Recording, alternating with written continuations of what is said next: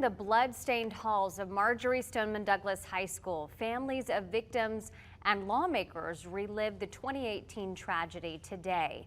The shooting reenactment is part of a lawsuit by the victims' families against Deputy Scott Peterson and his response time. The Night Beat's Claire Galt tells us what parents of the victims are hoping comes from this.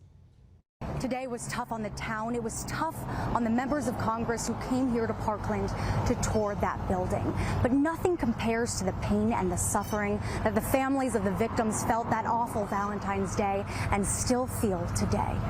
Friday afternoon, inside of the Parkland Marriott, huddled around a round table, sat 9 members of U.S. Congress and 10 moms and dads. All the flashbacks come back to me as I walk in. They didn't tell us that Alex was dead until 1 o'clock in the morning. On Valentine's Day 2018, law enforcement met with those same parents in this very ballroom, telling them a school shooter murdered their kids inside their school, Marjory Stoneman Douglas High. This is where I found out my daughter Alyssa was killed. Those parents back now to talk about how to make schools safer. But to make change, parents of victims like Lori Alduff and Max Shader knew lawmakers first had to understand, even for a moment, their pain. Blood on the ground, the bullet holes, the glass, broken glass. What it looks like. And seeing the blood all over Alex's chair and all over the floor.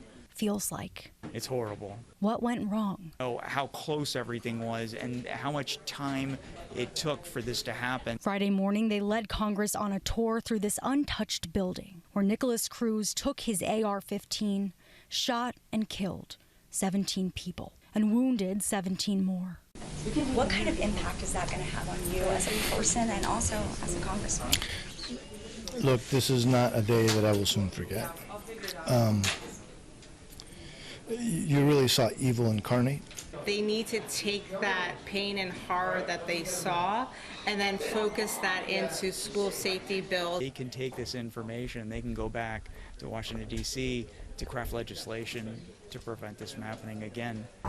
Members of Congress I talked to today told me they hope to have another tour here to bring other lawmakers to Parkland. Moms and dads I talked to told me their ultimate goal is to feel confident that when parents drop their kids off at school, they know they'll be able to pick them up again. In Parkland, Claire Galt, Wink News.